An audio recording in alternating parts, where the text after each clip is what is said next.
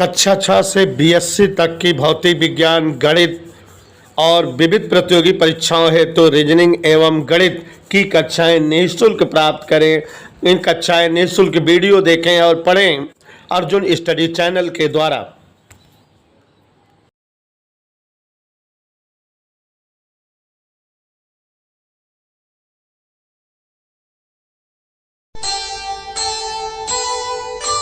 कर्म करे किस्मत बने, जीवन का यह मर्म,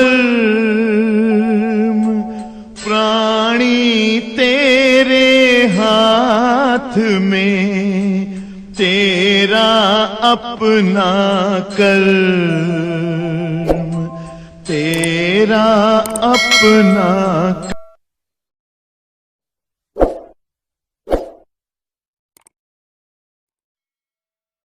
प्यारे बच्चों, कल की क्लास में हम लोग सीखा मुक्त इलेक्ट्रॉन मॉडल के आधार पर आवेश की व्याख्या कैसे हो सकती है। आप सभी को हमने एक्सप्लेन किया सुहाना बेटा कि किसी भी परमाणु का आकार गोलाकार होता है और परमाणु का ज्यादातर पोर्शन खोखला होता है। मध्य का भाग ठोस और धनावेशित रहता है जिसे हम नाभिक के नाम से जानते हैं और जिसके बाहर इलेक्ट्रॉन अलग अलग कक्षाओं में चक्कर करते रहते हैं। यह भी हम जानते हैं कि नाभिक का प्रबल धनात्मक बल नियंत्रक बल के रूप में हर कक्षा के इलेक्ट्रॉनों को अपनी ओर खींचे रहता है, लेकिन जो जो कक्षाएं नाभिक से दूर होती जाती हैं, आगे होती जाती हैं, नाभिक का नियंत्रक बल हर इलेक्ट्रॉन पर कम होता जाता है, घटता जाता है। और परमाणु के बाह्यतम वाली कक्षा के वे इलेक्ट्रॉन जिन पर नाभिक का नियंत्रक बल बिल्कुल नगण्य हो, जिन्हें थोड़ी बहुत ऊर्जा दे करके कक्षा से पलायित कराया जा सके, उन्हें जो है मुक्त इलेक्ट्रॉन कहा जाता है। और मुक्त इलेक्ट्रॉन ही आवेश वाहक का कार्य करते हैं। इन्हीं के पदों में आवेश डिफाइन होता है। जब दो वस्तुओं को आपस में घर्षण कराया जाता है तो एक वस्तु से मुक्त इलेक्ट्रॉन निकलकर दूसरे वस्तु पर आ जाते हैं। परिणाम स्वरूप एक वस्तु पर सामान्य अवस्था से मुक्त इलेक्ट्रॉन कम बन जाते हैं और दूसरे वस्तु पर सामान्य अवस्था से मुक्त इलेक्ट्रॉन बढ़ जाते हैं। और मुक्त इलेक्ट्रॉनों के बढ़ जाने को ही हम लोग ऋण आवेश समझते हैं और मुक्त इलेक्ट्रॉनों के कम हो जाने को ही हम लोग धन आवेश समझते हैं। और इस तरह से धन आवेश और ऋण आवेश की व्याख्या हुई। और जैसा कि हमने जो है कल तक की क्लास में समझाया था कि अगर ग्लास या कांच की छड़ को रेशम पर रगड़ा गया होगा तो संभावना हुई कि कांच की छड़ के कुछ इलेक्ट्रॉन निकल कर रेशम पर पहुंच गए और बदले में कांच की छड़ पर के मुक्त इलेक्ट्रॉनों की संख्या सामान्य अवस्था से घट गई। और मुक्त इलेक्ट्रॉनों की संख्या जब घट गई तो कांच की छड़ कैसे हो गई? धनावेशित। और ऐसे ही जब एबोनाइट की छड़ को रगड़ा गया बिल्ली की खाल पर तो बिल्ली की खाल पर से कुछ मुक्त इलेक्ट्रॉन एबोनाइट की छड़ पर आ गए और इस कारण एबोनाइट की छड़ पर मुक्त इलेक्ट्रॉनों की अधिकता या भरमार हो गई और मुक्त इलेक्ट्रॉन की अधिकता होने से ये छड़ ऋण आवेशित हो गई।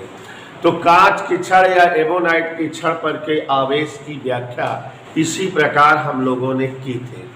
और बच्चों उसके बाद छोटे छोटे शब्दावली एक्सप्लेन किया था हमने, जैसे फंडामेंटल चार्ज, मूल आवेश या इलेक्ट्रॉनिक आवेश। कल की क्लास में बहुत मस्त समझाए थे, अब आज हल्का सा बस केवल बता रहे हैं। इलेक्ट्रॉन पर का आवेश दुनिया का सबसे सूक्ष्मतम मान वाला आवेश होता है, इसलिए अन्य सभी आवेश इसी पर के आवेश के पदों में बतलाए जाते हैं। माने इलेक्ट्रॉन पर जो भी आवेश होता है वो दुनिया का न्यूनतम आवेश है और इसी के पदों में अन्य सभी वस्तुओं पर के आवेश की संभावना या गणना हो जाती है।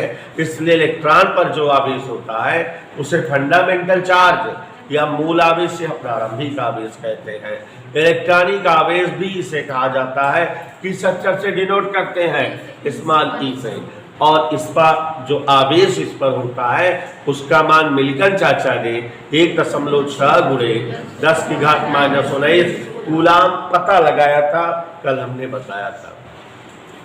आवेश की माप या आवेश की मात्रा क्वांटिटी ऑफ चार्ज क्यू से प्रदर्शित की जाती है। और आपको कल की क्लास में समझाए थे बच्चों, वस्तुओं पर उत्पन्न आवेश मुक्त इलेक्ट्रॉन के पदों में बताया जाता है। किसी वस्तु पर जितने इलेक्ट्रॉन आ जाते हैं उतना -e उस पर आवेश बनता है, और किसी वस्तु से जितने मुक्त इलेक्ट्रॉन चले जाते हैं उतना +e उस पर जो है आवेश बनता है।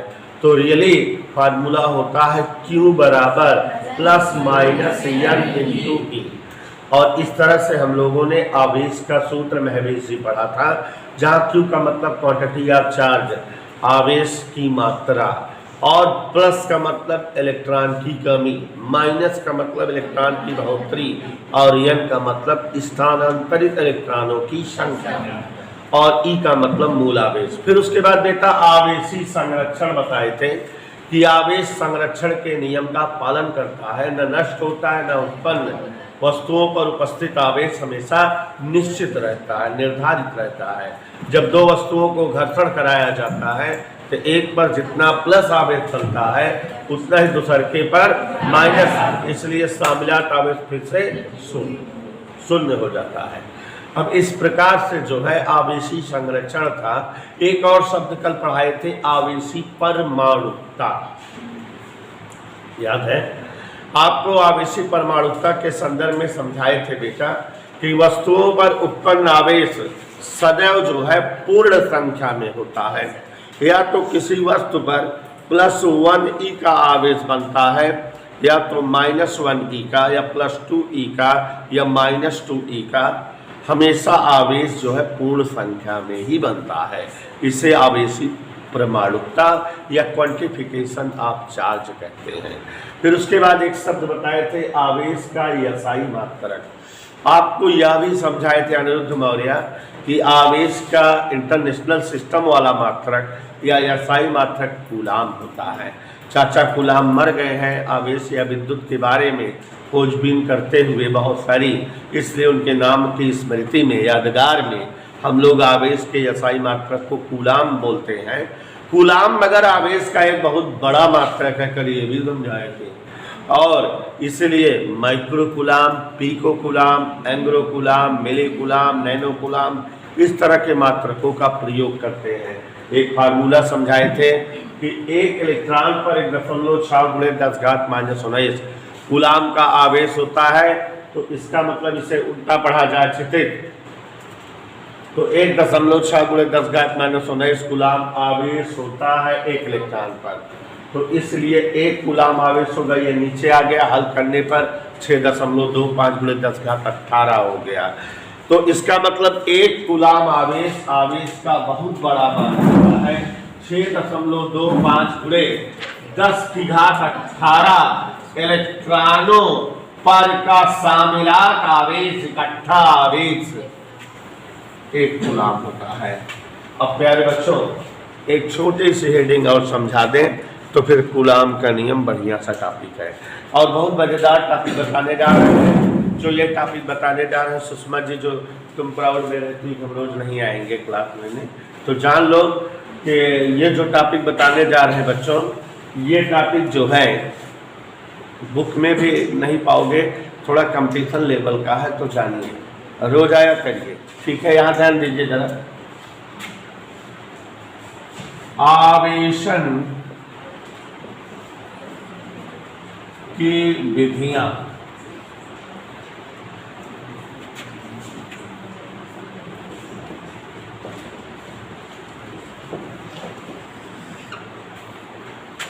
आवेशन के प्रकार, ठीक है? मतलब प्रोसेस ऑफ चार्जिंग, क्या ऐसे बोले हम? हाँ, प्रोसेस ऑफ चार्जिंग। प्रोनाउंसिएशन तुम लोग अच्छा नहीं करते हो अंग्रेजी में। प्रोसेस ऑफ चार्जिंग गिर जाए।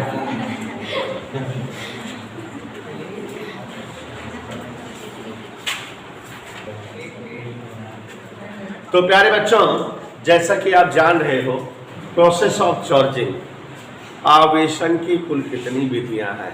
मतलब इसका शॉर्टकट ये हुआ कि हम वस्तुओं को कितने प्रकार से आवेशित कर सकते हैं, आवेशित करने की विधियां। तो अब आपको समझाने जा रहे हैं, समझते जाइएगा। वस्तुओं को आवेशित करने की विधियां या आवेशन की विधियां, हम कितने प्रकार से वस्तुओं को आवेशित कर सकते हैं। गौर से देखिएगा जरा। सुंदरम, आवेशन के कुल देयर आर 3 टाइप की विधियां। आवेशन कितने प्रकार से किया जा सकता है? मतलब हम किसी भी वस्तु को 3 तरह से आवेशित कर सकते हैं। माने आवेशित करने की कुल 3 विधियां हैं। 3 प्रकार से वस्तुओं पर आवेश बना सकते हैं। तो कैसे समझो। पहला तरीका जो कल से, जो शुरू से लेके आज तक आप पढ़ते आ रहे हो, वही है पहला तरीका। मतलब 2 अनावेशित वस्तुएं हैं, माने इन पर आवेश नहीं है, अनावेशित, और जब इनको आपस में रगड़ा जाता है या घर्षण कराया जाता है तो 2 की दोनों आवेशित हो जाती हैं। एक धन आवेशित हो जाती है। तो पहला तरीका ये है जो आपने अभी तक सुना है, जाना है, सीखा है। तो पहला तरीका है 2 अनावेशित वस्तुओं को, ध्यान समझिए बेटा, 2 अनावेशित वस्तुओं को परस्पर रगड़ कर, इधर क्लियर। तो जब 2 अनावेशित वस्तुएं एक दूसरे पर रगड़ी जावे हैं, जब 2 अनावेशित वस्तुएं एक दूसरे पर रगड़ी जावे हैं, तो एक वस्तु से मुक्त इलेक्ट्रॉन निकलेंगे और दूसरे वस्तु पर मुक्त इलेक्ट्रॉन आ जाते हैं, और इसलिए एक वस्तु क्या हो जाती है? हाँ, अब दूसरे के।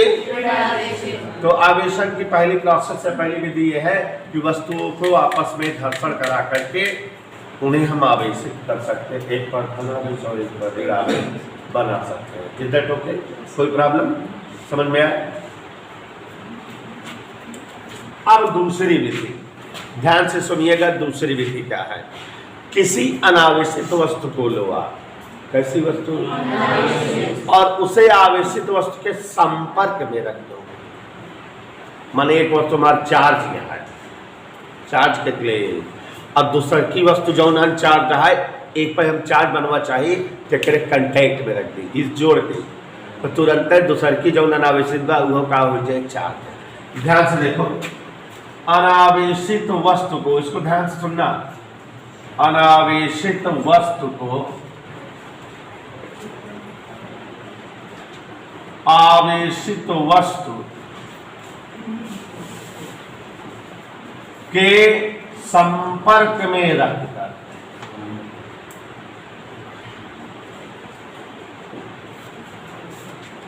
अनावेशित वस्तु को, हम वस्तुओं को आवेशित कर सकते हैं। अच्छा, यहाँ एक विशेष बात है, ठीक है। जब किसी अनावेशित वस्तु को आवेशित वस्तु के संपर्क में रखा जाता है तो प्यारे बच्चों, अनावेशित वस्तु जो है आवेशित हो जाती है, लेकिन यह उसी आवेश से आवेशित होती है जिस आवेश से आवेशित वाली आवेशित रहती है। मतलब कि अगर हम कोई एक धन आवेशित वस्तु लिए हैं और इसके संपर्क में अनावेशित वस्तु रखेंगे तो अनावेशित वस्तु भी धन आवेशित हो जाएगी, ठीक है। और अगर हम ऋण आवेशित वस्तु के संपर्क में कोई वस्तु रखेंगे तो अनावेशित वाली क्या हो जाएगी? ऋण आवेशित। माने अनावेशित वस्तुएं समान स्वभाव वाले आवेश से ही आवेशित हो जाती हैं। ऐसा क्यों? बताता हूं। देखो, अगर ये कोई एक वस्तु है और अगर ये धन आवेशित है, कैसे है? अब इसके संपर्क में हमने दूसरी वस्तु रखा जो कि अनावेशित है। अनावेशित का मतलब होता है कि जिस पर जो है धन और ऋण दोनों आवेश बराबर संख्या में है, शामिलात आवेश 0 है। धन आवेश का मतलब, अनावेश का मतलब ये होता है, ये नहीं कि उस पर जो है कि को आवेश है, क्योंकि मुक्त इलेक्ट्रॉन और नाभिक तो सब में होंगे ना, तो जितना इस पे धन है उतने ऋण है। क्या है बेटा? जितना धन है उतना, तो ये अनावेशित वस्तु है। और ये किसके संपर्क में आ गई? धनावेशित वस्तुओं के संपर्क में अनावेशित वस्तुएं आती हैं तो वे भी धनावेशित हो जाती हैं, और ऋणावेशित वस्तुओं के संपर्क में अगर कोई अनावेशित वस्तु आती है तो ऋणावेशित हो जाती है। ऐसा क्यों? अब अगर ये हमारी वस्तु है और ये हमारी धनावेशित वस्तु है, दोनों कांटेक्ट में आ गई। इस वस्तु में अगर धनावेशित है, इसका मतलब इलेक्ट्रॉन की क्या है? कम। इस पर इलेक्ट्रॉन कम है कि नहीं? और ये संपर्क में आ गई अनावेशित में, तो इस पर इलेक्ट्रॉन कम है, यहाँ से इलेक्ट्रॉन निकल कर इस पे आने लगेंगे कि नहीं?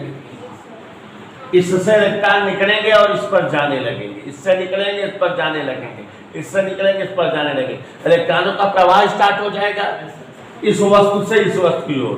तो अब इस वस्तु पर इलेक्ट्रॉन क्या हो जाएंगे? कम हो जाएंगे, क्योंकि इलेक्ट्रॉन इसका निकल रहे हैं कि नहीं। और जब इलेक्ट्रॉन कम हो जाएंगे तो ये भी कौन से आवेशित होगा।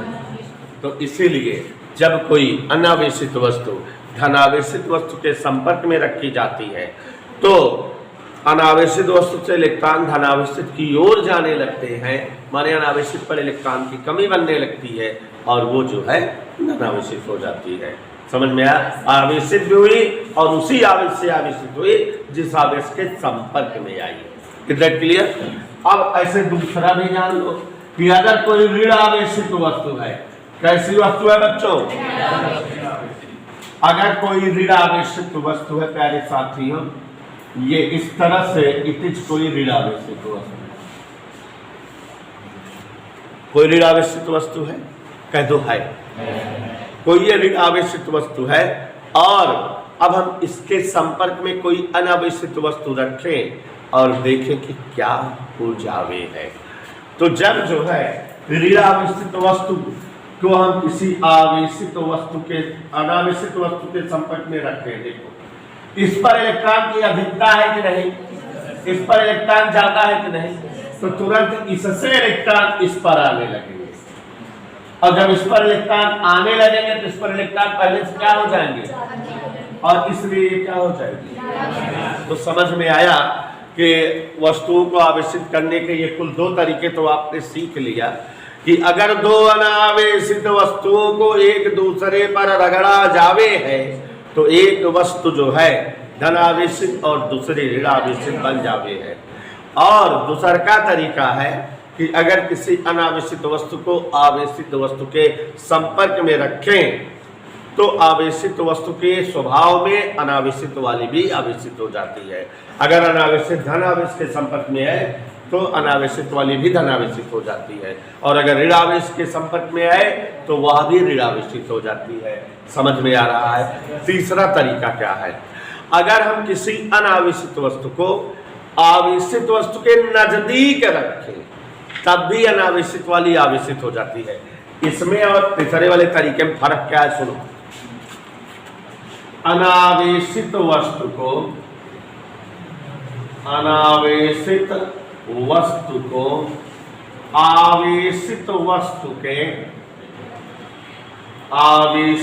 वस्तु के निकट रखने पर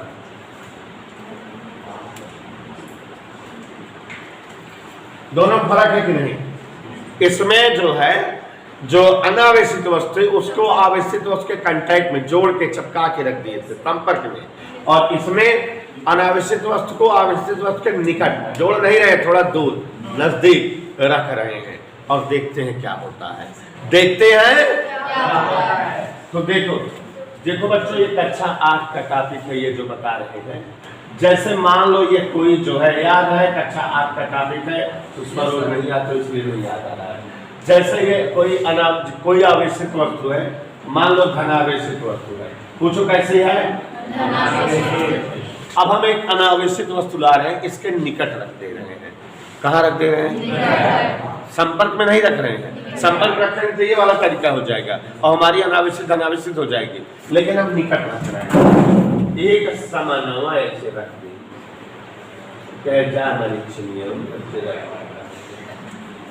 अब देखो इसमें कौन आवेश है? अनावेशित है, माने बराबर धन बराबर ऋण परिणामी जुड़ हुआ है। अब जो है धनावेश वाली वस्तु के सामने आए आप लोग पढ़े हो और जान रहे हो कि हमेशा विपरीत आवेशों में आकर्षण होता है। धन जो है हमेशा ऋण को खींचता है और ऋण हमेशा। तो अब इसमें धन और ऋण दोनों है कि नहीं, लेकिन ये विचारों के करीब सामने आ गया है धन के साथ। तो ये धन वाला एक सारा ऋण क्या करेगा, आपको आकर्षित करने लगा होगा। तो माने इसके सामने वाले सिरे पर कौन वाले आवेश इकट्ठा होने लगे, तो जब इस वाले सामने पर ऋण आवेश इकट्ठा होने लगे तो ये वाला सिरा कौन सा आवेशित हो गया, इधर क्लियर। तो आवेशित तो हो गया, आवेशित हो गया कि नहीं। तो अब आप बता सकते हो कि जब अनावेशित वस्तु को आवेशित वस्तु के निकट रखते हैं तो अनावेशित वस्तु विपरीत आवेश से आवेशित हो जाती है और इस घटना को स्थिर विद्युत प्रेरण कहते हैं। क्या कहते हैं, इलेक्ट्रिक इंडक्शन, स्थिर विद्युत प्रेरण। और बच्चों दीज आर 3 तरीका फॉर चार्जिंग एनीबॉडी। तो किसी भी वस्तु को चार्ज या आवेशित करने के ये कुल 3 तरीके हैं। तो एक बार हम फिर से बता दे रहे हैं, रोलियर सुन लें। 2 अनावेशित वस्तु को आपस में रगड़कर हम अनावेशित वस्तुओं को आवेशित कर सकते हैं, पहला तरीका। किसी अनावेशित वस्तु को आवेशित वस्तु के संपर्क में रख करके अनावेशित वाली को आवेशित कर सकते हैं, दूसरा तरीका। और अनावेशित वस्तु को आवेशित वस्तु के निकट रखकर भी उसे आवेशित कर सकते हैं, तीसरा तरीका। एंड दीज आर 3 तरीका फॉर चार्जिंग द पार्टिकल्स। अनावेशित वस्तुओं को चार्ज करने के ये 3 तरीके हैं। इधर के लिए